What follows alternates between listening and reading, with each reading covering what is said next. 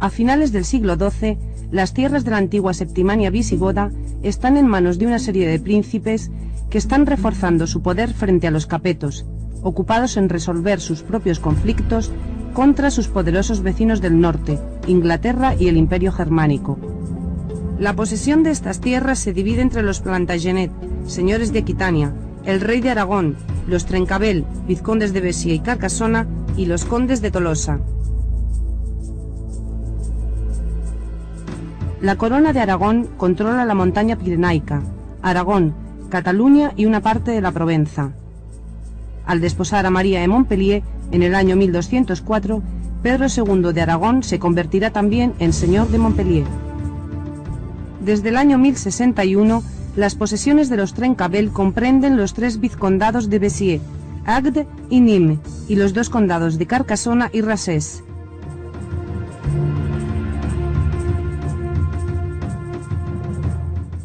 Todos ellos están cercados por las tierras de sus poderosos vecinos, la corona de Aragón y los Saint-Gilles, sus señores, que controlan un vasto territorio que se extiende desde la Genée hasta el marquesado de Provenza, y que comprende el ducado de Narbona, el condado de Foix y las regiones de Quercy, Tolosa, Rouergue y Vivar.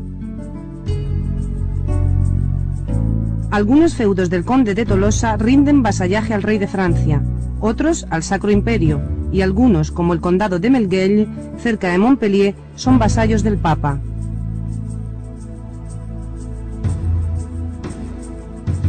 Estas tierras del sur son también las de los trovadores, que en lengua oc cantan la fin amor, el amor cortés, y celebran la parage, es decir, la igualdad de oportunidades para todos los corazones nobles. Defensores de un amor sublime, dan especial valor a la mujer, y por lo menos en este punto, se identifican con los valores espirituales que serán propios de los cátaros, con los que frecuentemente coinciden en los mismos lugares de vida.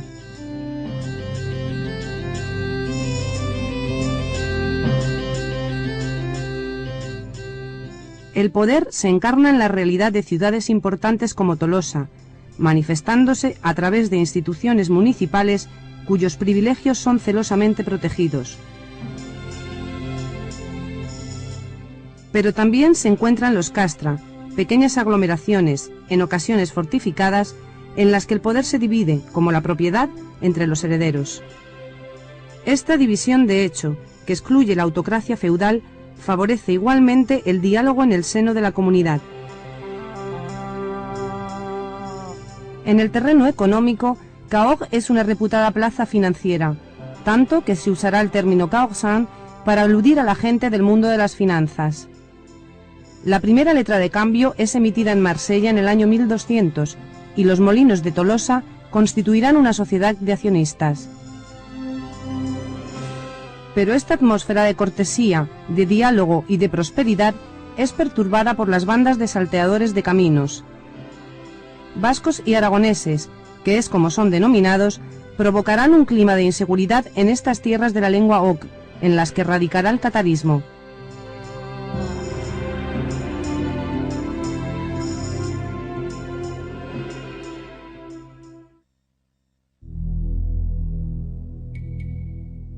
Desde los primeros siglos de su existencia, la Iglesia ha debido afrontar la aparición de diversas herejías. Algunas divergen de la ortodoxia en lo relativo a la naturaleza de Cristo. Otras, de esencia dualista, afirman la existencia de 2 principios, el bien y el mal. El maniqueísmo en el siglo III, el bogomilismo, que aparece en Bulgaria en el siglo X, y el catarismo, que se extiende por ciertas regiones de la Europa occidental en el siglo XII, no son sino religiones dualistas. Todas estas herejías fueron condenadas por la Iglesia, y sus defensores anatematizados, excomulgados y en ocasiones conducidos a la hoguera. En 1163, en Colonia, fueron quemados vivos 5 herejes. Ecbert de Soissons, canónigo de la catedral, escribiría: estos herejes no han dudado en autodenominarse cátaros, es decir, puros. Pero los cátaros no solo se encuentran en Alemania, sino también en Flandes, Champaña, Borgoña Italia y en las posesiones de los condes de Tolosa y de los Trencabel. En estas tierras, si bien lejos de ser mayoritarios, se encuentran perfectamente integrados en una sociedad tolerante, beneficiándose en ocasiones del sustento y de la protección de la nobleza y la burguesía. Para extirpar la herejía de las tierras de Oc, la Iglesia pondrá en práctica un dispositivo de represión sin precedentes, convocará 2 cruzadas e instituirá un tribunal de excepción, la Inquisición. Aún así, serán necesarios 1 siglo y medio para erradicar la fe de aquellos que se denominaron a sí mismos buenos hombres y buenas mujeres, o buenos cristianos y buenas cristianas.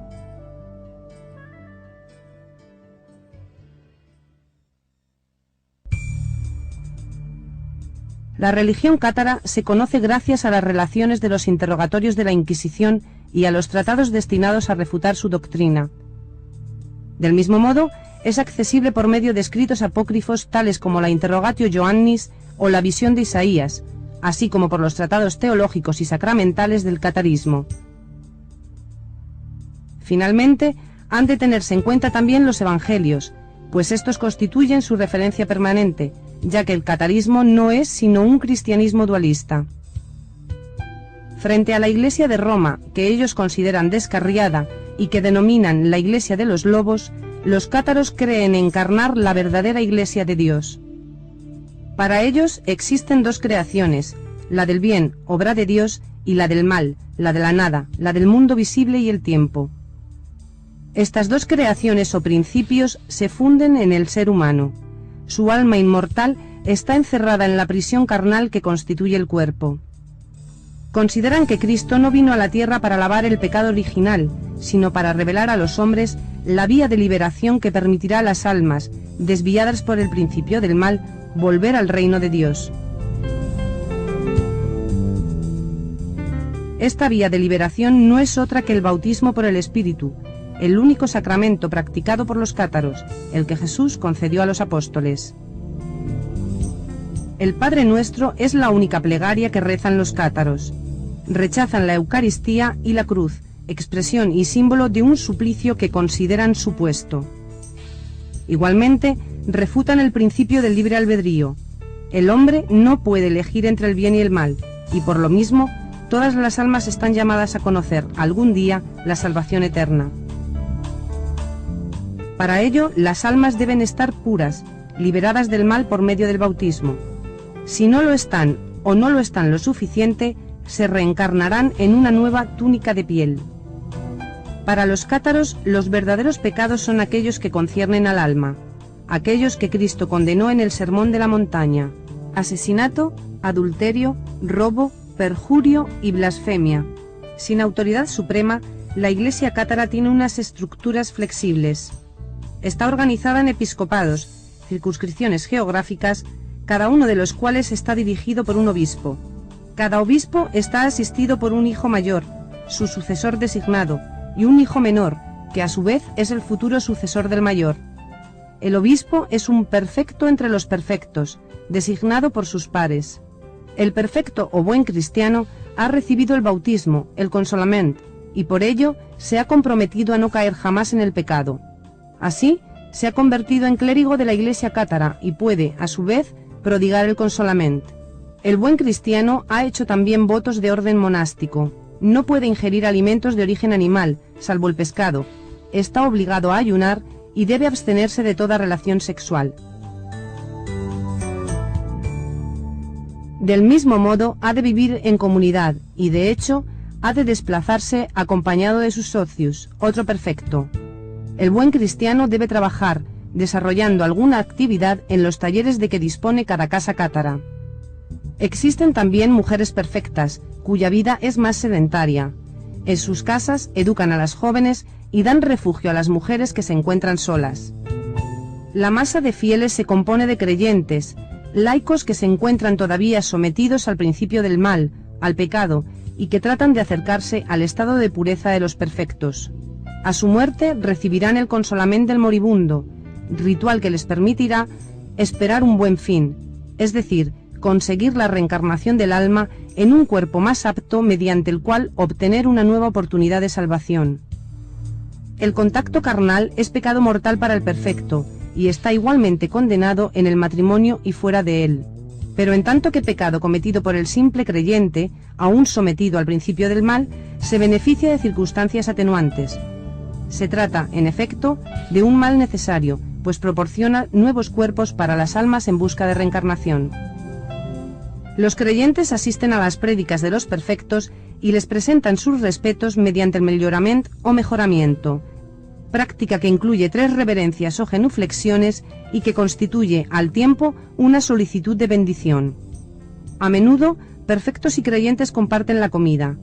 En estas ocasiones, los buenos hombres bendicen el pan, que convertido así en pan supersubstancial, es símbolo del alimento espiritual y se distribuye entre los comensales. Otro rito cátaro es el aparellament, confesión pública a la cual se somete una comunidad cátara. El beso de la paz clausura las ceremonias, se intercambia entre los perfectos y los creyentes y remarca la comunidad de espíritu de la asamblea. De esta religión que hace gala de su desprecio por el mundo terrenal, apenas si se han conservado vestigios materiales. Ninguna iglesia, ninguna imagen, solamente algunos símbolos aislados, de difícil interpretación, que jalonan el espacio en que arraigó antes de ser perseguida.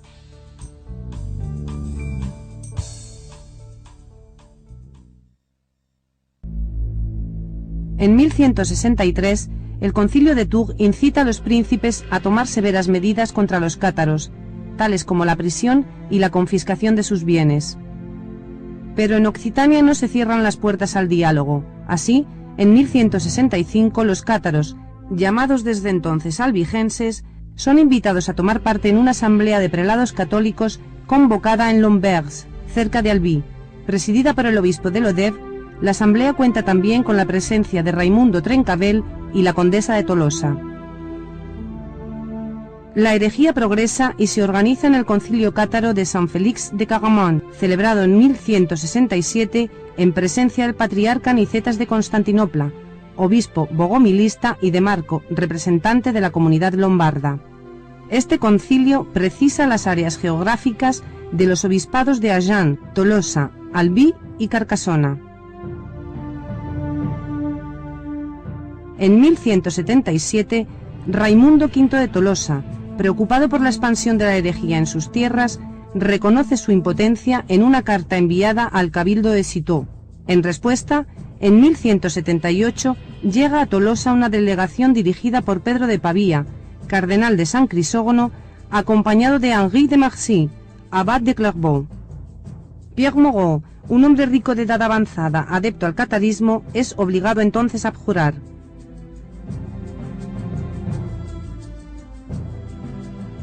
Un año después, el Tercer Concilio de Letrán decide recurrir al brazo secular, anunciando el inicio de la represión en tierras occitanas. En 1181, ya convertido en cardenal de Albano, Henri de Marcy regresa a Lauragais a la cabeza de una pequeña tropa para asediar La Bourg. Allí se hace entregar 2 cátaros, entre ellos el obispo de la iglesia de Tolosa, que son obligados a abjurar. Durante cerca de 20 años, las querellas doctrinales parecen remitir, aunque el decreto de Verona de 1184 supone un nuevo azote contra las herejías e invita al clero local a perseguirlas. Pero es el advenimiento del Papa Inocencio III el que marca la reanudación de la lucha sistemática contra el catarismo. Tras un llamamiento dirigido al arzobispo de Auch y ante la escasa colaboración de este y del clero local, el pontífice envía legados a Languedoc y firma en 1199 la Decretal de Viterbo, que ratifica jurídicamente el principio de expropiación de los tras otro títulos y tierras, convirtiéndose en desposeídos, es decir, en faidits. Tras los 6 primeros meses de 1211, Raimundo VI se encuentra completamente aislado. En efecto, en enero de dicho año, una conferencia reúne en Narbona y después en Montpellier a los legados del Papa, Arnaud Amaury, Thedis, Raimundo d'Uzès, los señores del Mediodía y Simón de Montfort. En esta ocasión, Pedro II se hace garante de la neutralidad del conde de Foix y termina por aceptar el homenaje de Montfort, concertando el matrimonio de su hijo Jacques con Amicie, la hija del jefe de la cruzada. Raimundo VI, indignado, rechaza las inaceptables condiciones que los legados quieren imponerle. Será excomulgado el 6 de febrero, estado en el que permanecerá hasta su muerte.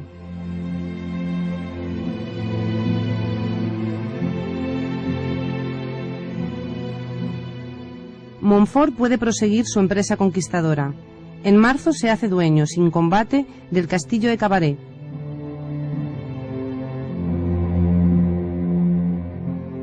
Ahora debe someter la Vogue. Tras un mes de sitio, la villa es capturada. 80 señores son ahorcados y 400 cátaros quemados en la mayor hoguera de la cruzada.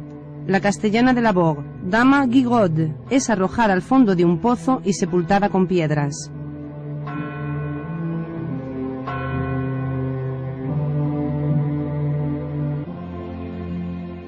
Algunos días más tarde, Puylaurens es ocupado y unos 60 cátaros son quemados en el burgo de Casses. En mayo, Balduino, el hermano de Raimundo VI, entrega la plaza de Montferrand a Montfort. Esta traición se explica por la fragilidad de los lazos que unían a los dos hermanos. Mal dotado en tanto que segundogénito, Balduino jamás dio prueba de entusiasmo por la causa occitana. Raimundo VI nunca le perdonará y le hará ahorcar sin piedad en Montauban el 17 de febrero de 1214. En los albores del verano de 1211, los cruzados parten en campaña al Rouergue y al Albigeois. Rebastans, Gaillac, Puiselcy y Saint-Antonin abren sus puertas. Bruniquel, donde se encuentra Raimundo VI, pasa al campo cruzado y Montfort dona el castillo a Balduino. El 17 de junio de 1211, Montfort asedia Tolosa por primera vez, pero fracasa. Tras una incursión sobre Foix, parte en peregrinación a Rocamadour, no sin antes pasar por Cahors, su nuevo feudo. El obispo de esta villa le había jurado homenaje ante los muros de Tolosa, en presencia de Fray Domingo de Guzmán.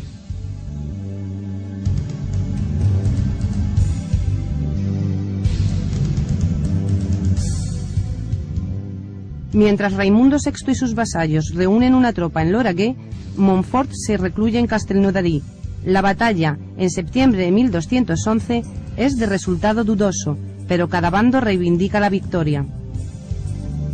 Montfort pasa la Navidad en Castres, antes de comenzar la campaña de 1212, porque ninguna plaza es conquistada de modo definitivo. Caussac, Gaillac, Rabastens y Montaigu caen o recaen en marzo. En abril y mayo les llega el turno a Hautpoul, Puylaurens, Saint-Marcel, La Guépie y Saint-Antonin. Durante el verano, los cruzados se apoderan también de Penn-d'Agenais y Bigon, en el Perigord. La toma de Moissac, en Quercy, tiene lugar en este momento.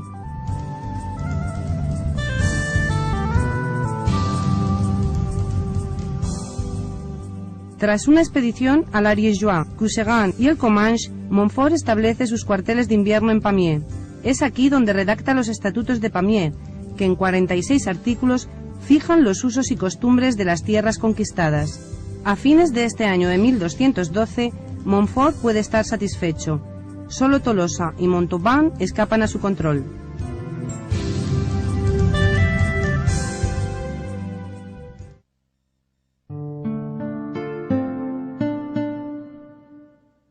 Raimundo VI parte a Aragón para solicitar el apoyo de Pedro II, su cuñado.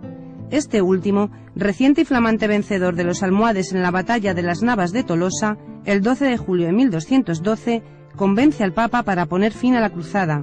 Pero en enero de 1213, en el concilio de la Vogue, el partido de los halcones bloquea el proceso de paz. Así, Pedro II extiende su protección real a las posesiones norpirenaicas de los condes de Tolosa, Comminges y Foix, así como sobre el vizcondado de Béarn, constituyendo de este modo un vasto estado mediterráneo, desde el Ebro hasta más allá del Ródano. Esta soberanía comporta una ayuda militar. Las tropas de Pedro II se unen ahora a las de sus vasallos ante Muret, ocupada por los cruzados.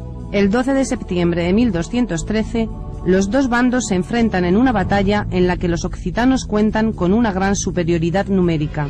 Pero Pedro II encuentra la muerte durante el combate, y su desaparición marca el inicio de la derrota occitana. Tras la batalla de Muret, la situación se torna confusa. Raimundo VI se refugia en Inglaterra. Pese a ello, Montfort no invade Tolosa, que estaba a su alcance, sino que parte a sofocar los tumultos que han estallado en Provenza. Con la amenaza de una intervención de Juan sin Tierra, que había desembarcado en La Rochelle en febrero de 1214, la situación de los cruzados se complica. Se necesitará toda la habilidad del nuevo legado pontificio, Pedro de Benevento, para obtener la sumisión a la Iglesia de los condes de Comminges y de Foix, que se producirá en virtud de los juramentos de Narbona en abril de 1214. De regreso a sus tierras, Raimundo VI se verá forzado a plegarse. Pero Montfort, siempre en la brecha, prosigue en junio su obra de conquista en el Périgord y en la Rouergue. Los capetos abandonan ahora su política de espera, y en la primavera de 1215, el príncipe Luis, hijo de Felipe II Augusto, marcha en peregrinación al Midi. En compañía de Montfort, que había acudido a recibirle a Viena, entra en Tolosa tras haber hecho destruir sus defensas. El destino de Raimundo VI se juega en el curso del Concilio de Letrán, en noviembre de 1215. Es desposeído de sus derechos en favor de Montfort, que se convierte así en conde de Tolosa. Los cánones de este cuarto concilio ecuménico, presidido por Inocencio III, ratifican las disposiciones antiheréticas de los concilios locales precedentes. Los herejes son privados de sus bienes, que son confiscados, pierden su ciudadanía y son declarados no aptos para los cargos públicos.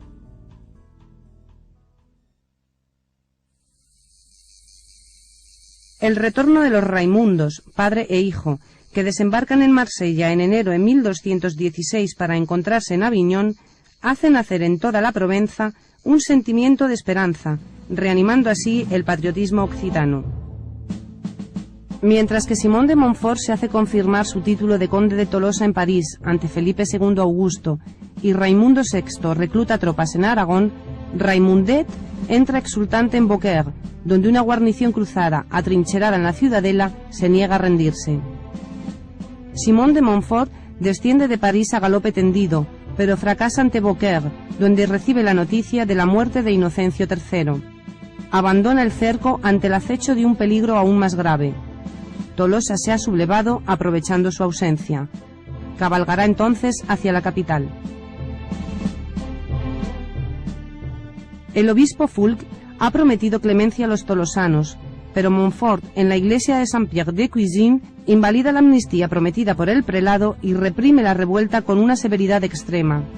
La villa, nos cuenta el autor anónimo de la canción, es abandonada a las manos de los rufianes. Después, Montfort se dirige a Tarbes para establecer su soberanía sobre la Bigorra. En noviembre de 1216, casa a su hijo Guy con Petronila, la condesa de Bigorra, y sitia, sin éxito, el castillo de Lourdes. En marzo de 1217 se lanza sobre las tierras del conde de Foix, a pesar de que éste las había cedido previamente a la iglesia como garantía. Montfort asedia Montgaillard y ocupa el castillo de Foix. En mayo restablece el orden en los Corbières y recibe la sumisión de Guillermo de Pérepertus. Después parte a guerrear al valle del Ródano, cerca de Viviers, Montélimar y Crest.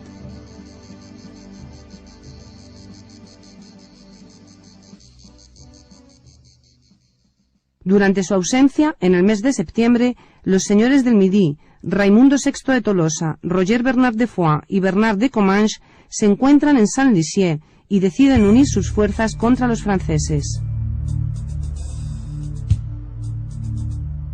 Raimundo VI entra en Tolosa por el vado de Basacle el 13 de septiembre de 1217, siendo aclamado por todos los tolosanos que se presentan ante su señor. Defiende la villa y confirma el consulado que Simón de Montfort había intentado abolir.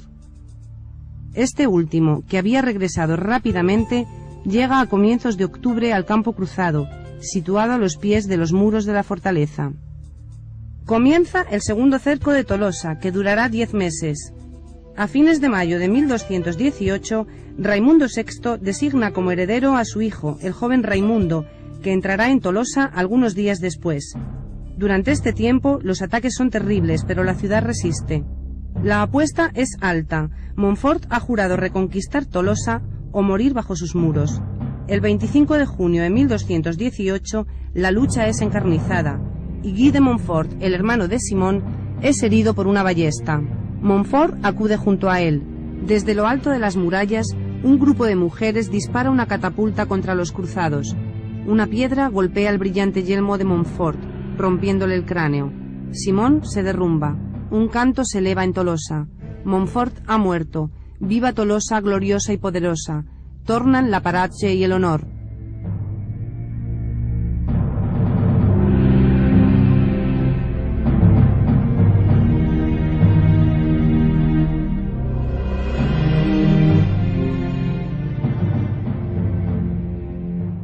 Amaury, hijo de Montfort, que tiene 20 años, se convierte en el jefe de la cruzada. Tras un último combate de los cruzados, el sitio de Tolosa es levantado el 25 de julio de 1218. Montfort es enterrado en Carcassona. Para el bando occitano, en el que se afirma la autoridad de Raimundo el Joven, ha llegado la hora de la reconquista. El conde de Comminges, Bernardo IV, derrota a los cruzados en Meylan. Raimundo VI restablece su poder sobre la Genée, el Quercy, el Rouergue y el Bajo Languedoc. A comienzos de 1219, en Bachiège, en una ordenada batalla, los meridionales vencen a los franceses.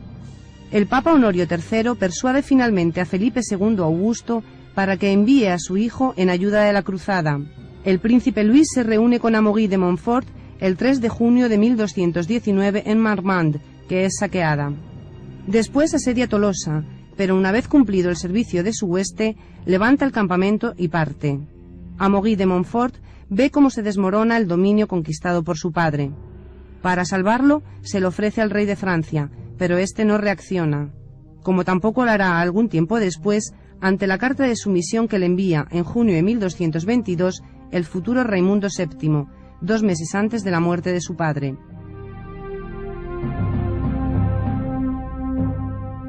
Desaparecen ahora 2 actores de este drama. Raimundo Roger de Foix, en marzo de 1223, tras haber liberado Mirepoix, y Felipe II Augusto, el 14 de julio. En enero de 1224, el armisticio de Carcassona ratifica la derrota de Montfort. El joven Trencavel, hijo de Raimundo Roger de Trencavel, muerto en las prisiones de Carcassona en noviembre de 1209, regresa del exilio y recobra su feudo durante unos años.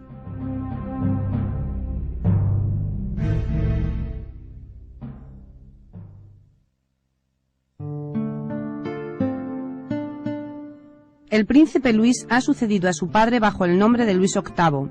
El nuevo rey quiere zanjar la cuestión occitana. Curiosamente, Honorio III le pide renunciar a su proyecto e invita a los meridionales a negociar. En Montpellier, en agosto de 1224, y ante Arnaud-Amaury, Raimundo VII, Trencavel y el conde de Foix prometen combatir la herejía y reconocer la autoridad del rey. Pero sorprendentemente, el Concilio de Bourges de 1225 no se muestra satisfecho con los juramentos de Montpellier. Raimundo VII es desposeído y excomulgado.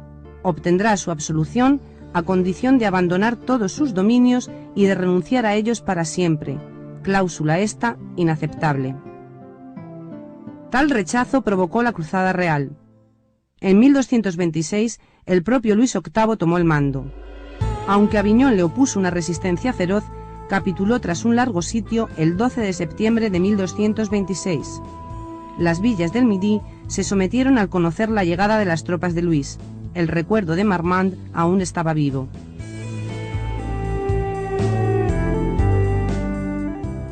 En el momento en que se inicia la Cruzada Real, la Iglesia cátara está bien implantada en el Languedoc. Cavaret se ha convertido en uno de sus santuarios, y en el Concilio de Pieux de 1226, un centenar de perfectos, reunidos en torno a Guillabert de Castres, deciden crear el nuevo obispado cátaro de Razés entre el de Carcassés y el tolosano.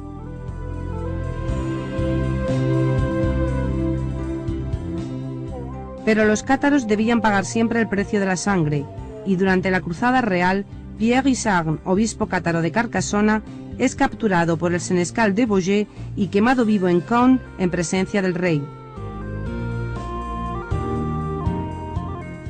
Este último, enfermo, renuncia a atacar directamente Tolosa y decide volver a la isla de Francia por el macizo central.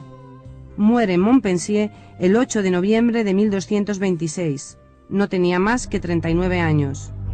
Al punto, su hijo, el futuro Luis IX, es consagrado en Reims, aunque su madre, Blanca de Castilla, será la regente. En Languedoc, los focos de resistencia se mantienen todavía, como en Limoux, donde han encontrado refugio el conde de Foix y Trencabel, ambos excomulgados. Durante el verano de 1227, el ejército real conducido por Humbert de Beaujeu masacra la población de la Bessette. Y en mayo de 1228, en Castelsarrasin, Raimundo VII consigue una aplastante victoria sobre las tropas reales, que poco después asedian Tolosa y arrasan los cultivos. Pese a no haber sido vencido, Raimundo VII prefiere negociar. Así, se cierran los acuerdos preliminares a la firma del Tratado de Meaux, entre el conde de Tolosa y Blanca de Castilla. Por el Tratado de París de abril de 1229, que completa las disposiciones del de Meaux, Raimundo VII se compromete a combatir la herejía en sus dominios, a expulsar a los mercenarios, a servir 5 años en Tierra Santa y a casar a su hija Juana, de 9 años, con Alfonso de Poitiers, el hermano del futuro rey.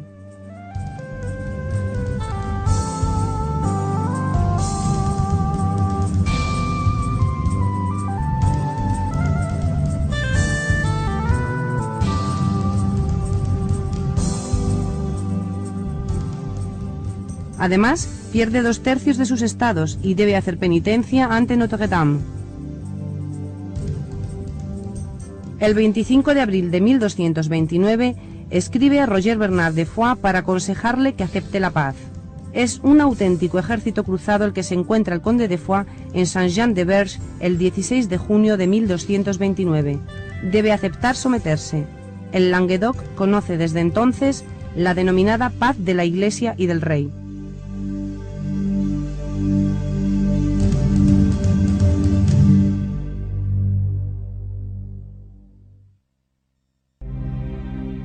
En aplicación del Tratado de Meaux, el cardenal de Santange convoca en noviembre de 1229 el Concilio de Tolosa, que establece las modalidades de represión de la herejía sobre el terreno. La fundación de la Universidad de Teología en Tolosa obedece fundamentalmente a esta decisión. Por su parte, Raimundo VII persigue sus objetivos: recuperar sus bienes y títulos, asegurar la continuidad de su dinastía y dar una sepultura cristiana a su padre. Pero el poder religioso le reprocha continuamente su tibieza en la lucha contra los herejes. Debe dar muestras de buena voluntad y por ello, el 20 de abril de 1233 promulga en Tolosa un edicto contra los cátaros. En este mismo año, el Papa Gregorio IX confía a los hermanos predicadores la dirección de la Inquisición, hasta la fecha en manos de los obispos. Los excesos cometidos por sus tribunales le valen la firme y declarada oposición de Raimundo VII, así como la hostilidad de poblaciones como Albi, Narbona, Cordes y sobre todo Tolosa.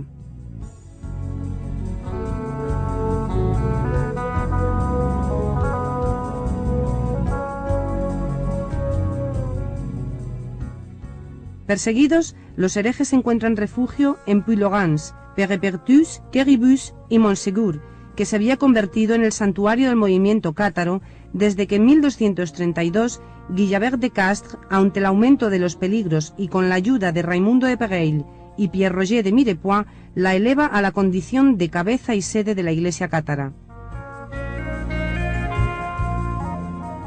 A finales del verano de 1240, Trencabel intenta reconquistar su dominio con el apoyo de otros faidit. Asedia Carcassona desde el 7 de septiembre hasta el 11 de octubre, tras haberse apoderado de Limoux, Montpellier, Montréal y Cessac. pero enterado de la llegada de las fuerzas reales, huye y se recluye en Montreal, desde donde negocia sin obtener más salida que el exilio. En su avance, el ejército real, conducido por Jean Beaumont, toma algunas plazas, como la Roque de Fa, que defiende Olivier de Terme. Perret-Perthus capitula después de 3 días de asedio, el 16 de noviembre de 1240.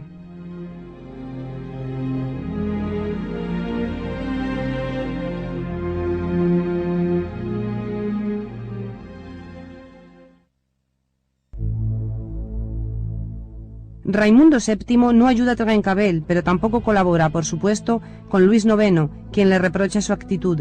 El rey le convoca a Montargis en marzo de 1241, le recuerda sus compromisos y le pide destruir Montségur, ciudad que Raimundo VII asediará sin convicción y sin resultados.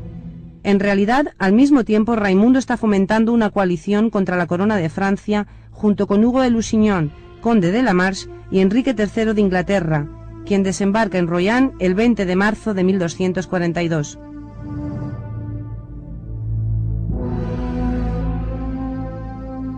En la noche del 28 al 29 de mayo, en Avignonet, el inquisidor Guillermo Arnaud y 11 dominicos y franciscanos son asesinados por un comando de Faidit procedente de Montségur.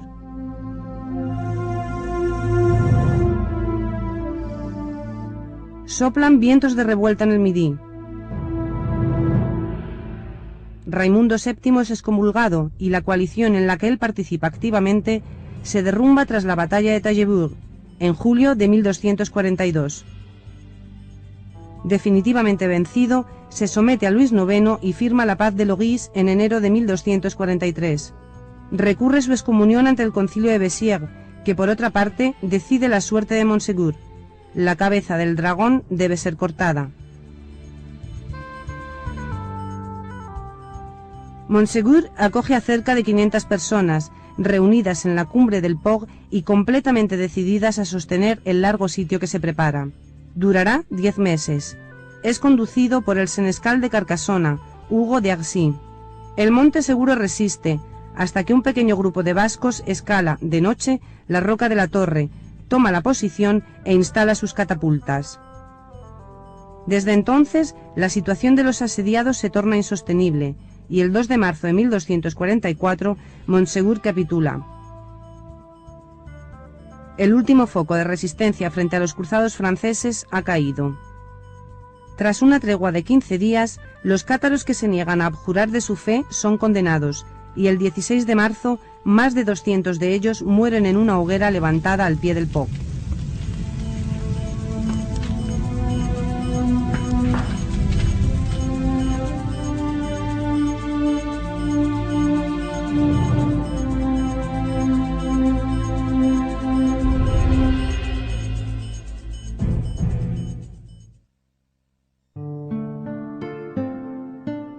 Tras la caída de Montségur, los cátaros que no parten al exilio, a Lombardía o Cataluña, pasan a la clandestinidad.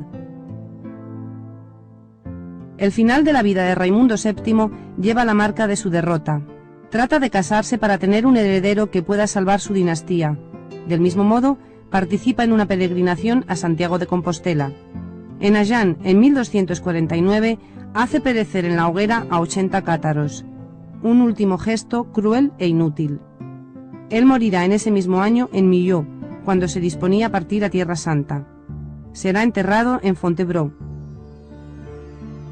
Alfonso de Poitiers, hermano de Luis IX, que se había casado con su hija Juana en 1237, se convierte en conde de Tolosa.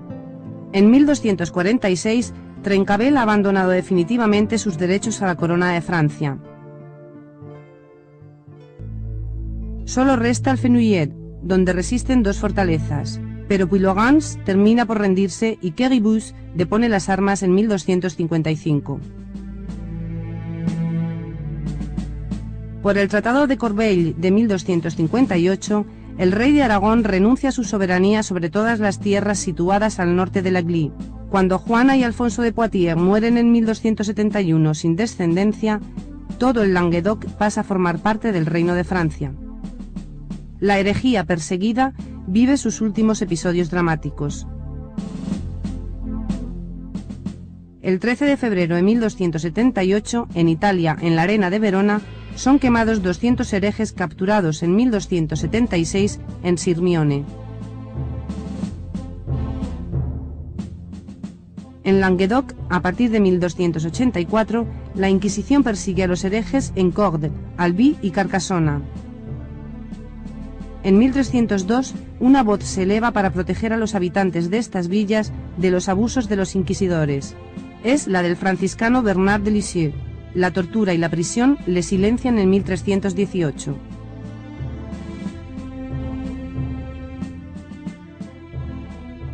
En 1296, Pierre Gautier, notario en Nas-le-Terme, y su hermano Guillaume partieron al Piamonte para hacerse ordenar buenos cristianos.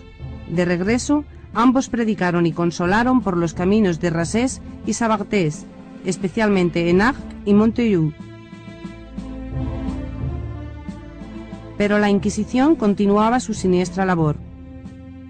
En 1305, 10 habitantes de Arques, asustados, se presentan ante Clemente V en Lyon, para abjurar y obtener su perdón. En 1309 se organiza una expedición contra los cátaros en Montaigu, donde numerosos habitantes serán interrogados entre 1318 y 1324 por el obispo de Pamiers, Jacques Fournier, futuro Papa Benedicto XII.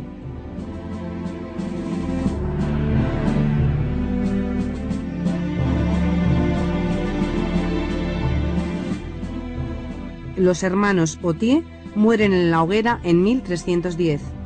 Y Guillermo Belibast, el último prefecto conocido, capturado en virtud de una traición, es condenado a la misma pena en 1321, en Villerouge-Termenès.